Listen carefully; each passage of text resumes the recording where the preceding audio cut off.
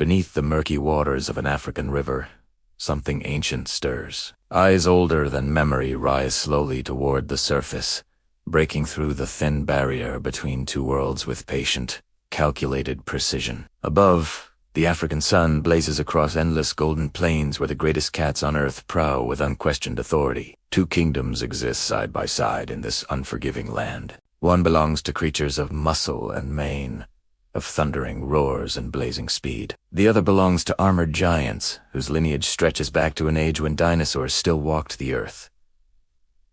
For most of the year, these kingdoms remain separate, their rulers content to dominate their respective domains without interference. But Africa does not permit such convenient arrangements forever. When the rains fail and the rivers shrink, when the waterholes become precious oases in an ocean of thirst, these two worlds collide with devastating consequences. The boundaries dissolve, the territories overlap, and the most dangerous predators on the African continent find themselves locked in confrontations that neither can afford to lose.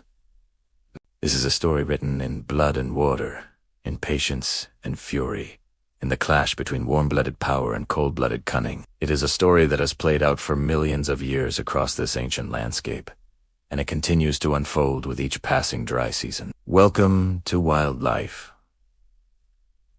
AI Stories. Tonight, we journey to the water's edge, where every drink could be the last, where every crossing becomes a battle for survival, where kings meet monsters in combat as old as Africa itself. This is lions versus crocodiles. To understand the conflict we are about to witness, we must first understand the stage upon which it unfolds. Africa, the second largest continent on Earth, spans nearly 12 million square miles of extraordinarily diverse terrain, from the scorching sands of the Sahara to the lush rainforests of the Congo Basin, from the towering peaks of Kilimanjaro to the vast wetlands of the Okavango Delta.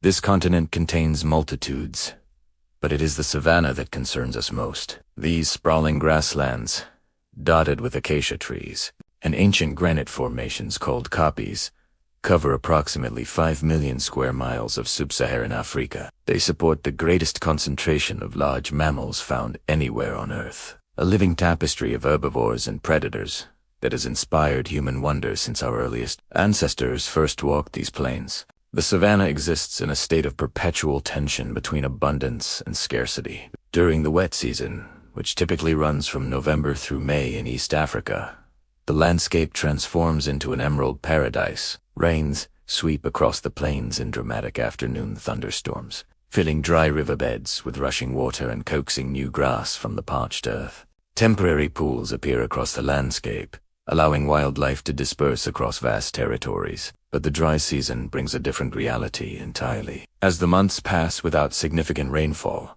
the transformation begins slowly and then accelerates with merciless speed. The temporary pools evaporate first, their muddy bottoms cracking under the relentless sun. The grass turns from green to gold to brown, becoming less nutritious with each passing week. The smaller streams cease flowing, leaving only memories traced in sandy channels. During these desperate months, life itself becomes concentrated around the permanent water sources that never completely dry. The great rivers, fed by distant highlands or underground springs, continue flowing even when all else has failed. Lakes and large waterholes sustain populations that would otherwise perish. And at these precious locations, the drama of survival plays out in its most intense form. The animals have no choice but to approach these waters. Herbivores that might normally range across hundreds of square miles find themselves restricted to areas within walking distance of reliable water. This concentration makes them vulnerable to predators who stake out territories around these essential resources,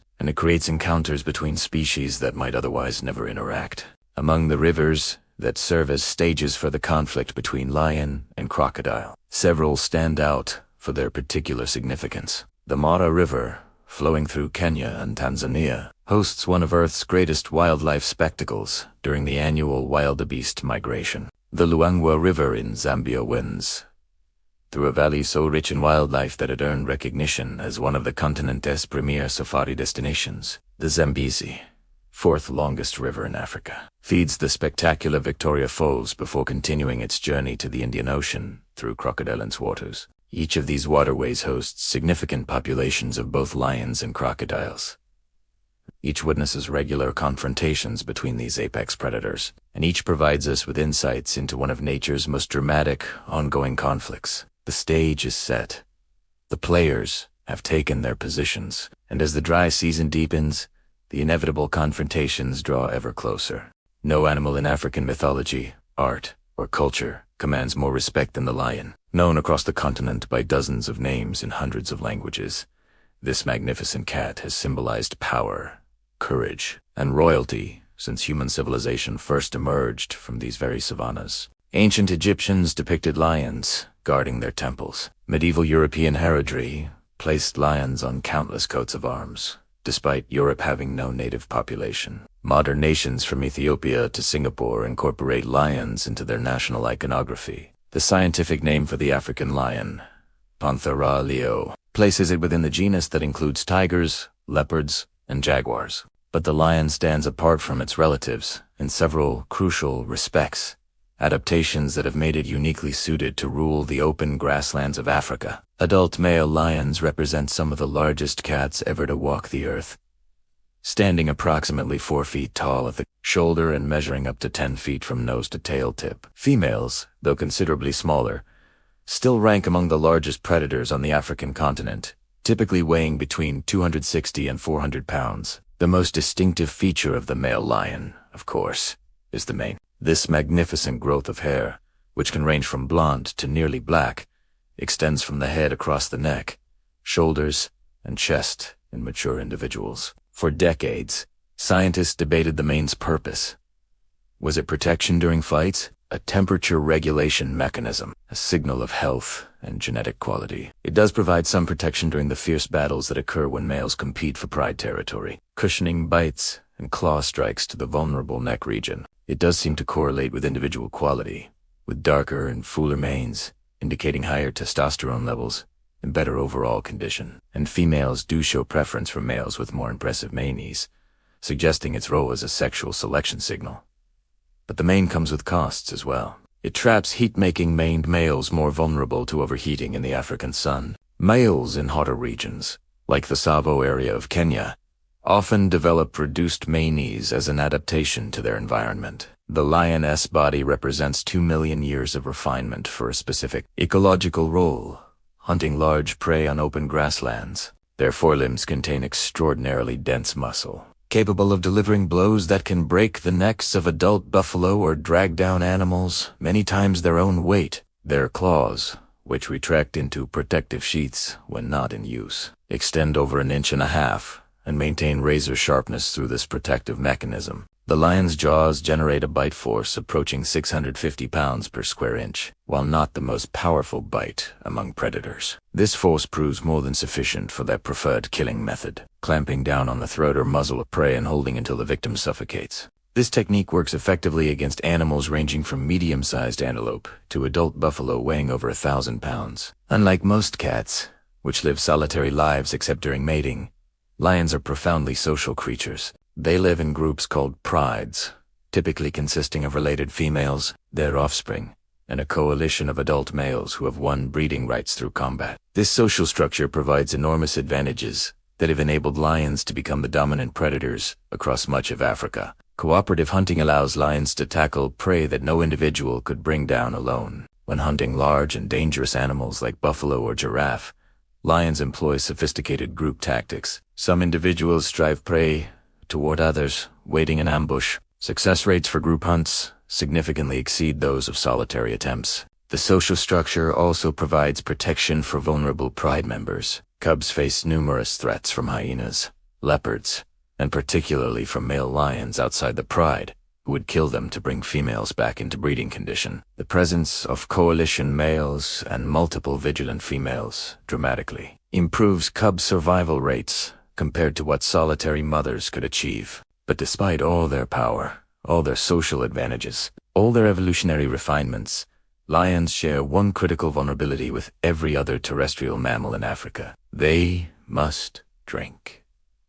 Lions cannot survive on the moisture content of their prey alone, unlike some desert-adapted species that can go weeks or months without drinking. Lions require regular access to water, consuming between 5. This need draws them inevitably to the water's edge, to places where their speed and strength and social cooperation count for less than they do on the open plains. It draws them to the kingdom of monsters.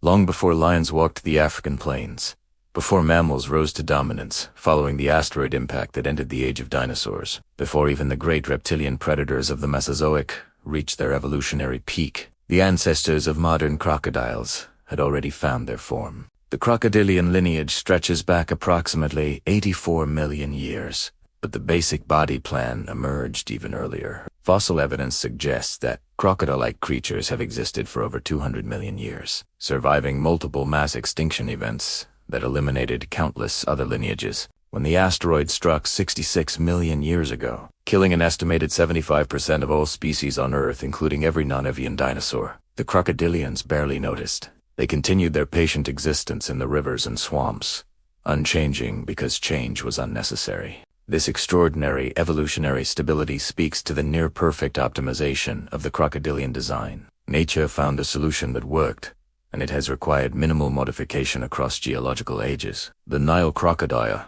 Crocodiles niloticus, represents the African expression of this ancient lineage. Distributed across much of sub-Saharan Africa and parts of Madagascar, this species ranks among the largest of all living reptiles. Males commonly reach lengths of 12 to 14 feet, with exceptional individuals exceeding 16 feet and weights approaching 1,700 pounds. Every aspect of the crocodile's anatomy reflects optimization for its ecological role as an aquatic ambush predator. The body is streamlined and heavily armored, covered in scales reinforced with bony plates called osteoderms that provide protection against everything from prey animal kicks to attacks by other crocodiles. The tail, comprising nearly half the animal's total length, provides powerful propulsion through water while serving as a weapon in its own right. The crocodile's head demonstrates particularly remarkable specialization. The skull's broad and flat, with the eyes, ears, and nostrils positioned on the upper surface. This arrangement allows a crocodile to remain almost completely submerged while still monitoring events above the waterline. From the perspective of an animal approaching the water to drink, the crocodile is essentially invisible, its massive body hidden beneath the murky surface. Those eyes deserve particular attention. Protected by transparent nictitating membranes that allow clear vision underwater, they also contain a reflective layer called the tapetum lucidum that enhances night vision. Crocodiles can hunt effectively in conditions of minimal light, giving them significant advantages during dawn, dusk, and nighttime when many prey animals approach water with reduced caution. But it is the crocodile's jaws that inspire the most justified terror. The bite force of a large Nile crocodile has been measured at over 3,700 pounds per square inch, the most powerful bite of any living animal. The jaw muscles are extraordinarily powerful for closing but relatively weak for opening. This asymmetry explains the familiar technique used by wildlife handlers. Wrapping a crocodile's jaws closed can be accomplished with surprisingly modest force. But once those jaws close on prey, escape becomes virtually impossible. Crocodiles do not chew their food. Their teeth, which number between 64 and 68 in Nile crocodiles, are designed for gripping rather than processing. When feeding on large prey, crocodiles employ a technique called the death roll, spinning their bodies rapidly to tear off manageable pieces. This behavior can be employed while the prey is still alive, contributing to the particularly gruesome nature of crocodile attacks. As ectothermic animals, crocodiles rely on external heat sources to regulate their body temperature. Crocodiles require far less food than similarly sized mammals, with large adults capable of surviving over a year without eating if necessary. This metabolic efficiency allows them to remain at ambush positions for extraordinary periods, waiting with patience impossible for warm-blooded predators. That patience represents perhaps the crocodile's most dangerous characteristic. They learn the patterns of prey animals approaching water sources. They identify the locations where successful attacks are most likely. They wait, sometimes 4 days, barely moving, conserving energy until the perfect moment arrives. When that moment comes, the explosion of violence defies everything the crocodile's stillness suggested. From complete immobility, a crocodile can launch its entire body from the water in a fraction of a second, accelerating to approximately 20 miles per hour in the initial lunge. Prey animals have virtually no time to react before those massive jaws close around them. The killing technique differs entirely from a lion's approach. Crocodiles drown their victims, dragging them beneath the surface and holding them there until they cease struggling. Large prey may be wedged beneath submerged obstacles, left for hours or days until the flesh softens enough for easy consumption. Crocodiles feel no urgency. Their cold-blooded patience extends even to feeding. They have no natural predators as adults. They fear nothing in their environment. They have watched millions of years of African history unfold from their positions in the rivers and lakes, surviving everything that time could throw at them. When a lion approaches the water's edge, it confronts a creature that was already ancient when the lion's earliest ancestors first appeared on Earth. The king meets a monster far older than any throne. The rains ended 6 weeks ago, though in truth they had begun to fail even earlier. The wet season that should have brought life-giving moisture to the Serengeti plains arrived late, delivered less water than usual, and departed early. Now the consequences of that meager offering become increasingly apparent across the landscape. The great herds have already begun their movements toward permanent water. Wildebeest columns stretch to the horizon, their collective hooves raising dust clouds visible for miles. Zebras travel with them in their characteristic mixed groups, the two species having evolved a mutualistic relationship that benefits both. The wildebeest's keen sense of smell complements the zebra's excellent vision, providing early warning of danger from multiple sensory channels. But the herds face challenges beyond mere thirst. The grass they depend upon has lost much of its nutritional value. What was green and protein-rich during the wet months has become brown and fibrous, requiring more consumption to provide less energy. The animals grow thinner as the weeks pass, their fat reserves depleting steadily. Predators feel these effects as well, though in different ways. Prey animals weakened by poor nutrition become easier to catch, but they provide less sustenance when caught. The predators must hunt more frequently to maintain their own condition, expending more energy in pursuit of meals that deliver less return. Along the northern reaches of the Serengeti, where the Mara River winds through increasingly parched landscape, a pride of 11 lions has established their dry season territory. The group includes 5 adult females, all closely related, the descendants of a matrilineal line that has held this territory for over a decade. 3 cubs from the most recent breeding season, now approximately 8 months old, learned the ways of the pride under their mother's watchful guidance. 3 coalition males, brothers who conquered this territory 2 seasons past, provide protection and breeding rights. This territory offers crucial advantages during the harsh months ahead. The river never ceases flowing entirely, fed by rainfall in the distant Kenyan highlands that maintains at least minimal flow, even during the driest periods. A series of permanent pools, sheltered in river bends and shaded by riverside vegetation, provide reliable water access, and the kopjes scattered across their range offer elevated lookout points and cool resting spots during the intense midday heat. But these advantages come with a significant cost. The same river that sustains the pride hosts one of Africa's densest concentrations of Nile crocodiles. The permanent pools that provide reliable water also provide reliable hunting grounds for reptilian predators who have learned, over years and decades, exactly where prey approaches and exactly how to position themselves for successful attacks. The largest crocodile in this stretch of river measures over 15 feet in length, a male whose scarred hide speaks 2 decades of survival in a dangerous environment. Researchers who have studied this population estimate his age at over 50 years, meaning he was hunting these waters before the current lion pride's grandmothers were born. He has witnessed countless dry seasons, has learned every approach, route, and drinking spot along his territory, has consumed prey ranging from fish and small antelope to adult wildebeest. He has killed lions before.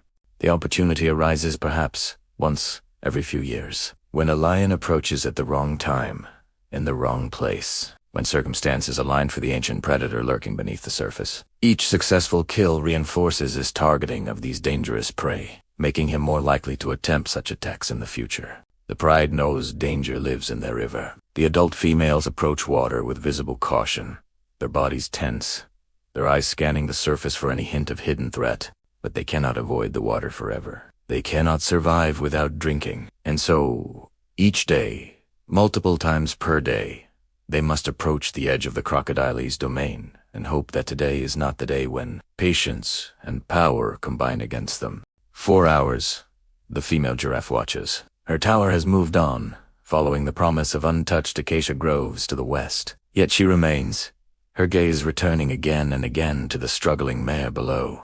Scientists have long documented the cognitive abilities of giraffes. Their brains, though small relative to body size, contain complex neural structures associated with social intelligence. They recognize individual faces, remember locations for years, and maintain social bonds across vast distances and long separations. But what drives this particular female to break from her group? What pulls her toward an animal of an entirely different species, one with whom she shares no genetic investment, no apparent benefit? Or perhaps is the maternal instinct, still heightened from raising her own calf. Perhaps she recognizes vulnerability in the same way she would recognize a threatened member of her own kind. Whatever the cause, she moves with deliberate purpose toward the edge of the clearing where the injured mare has finally stopped. Exhausted, separated from her herd by several hundred meters, the zebra startles at the giraffe's approach, attempting to rise and flee despite her injury. This is the reasonable response. Large animals approaching typically mean danger. Oh, but the giraffe stops.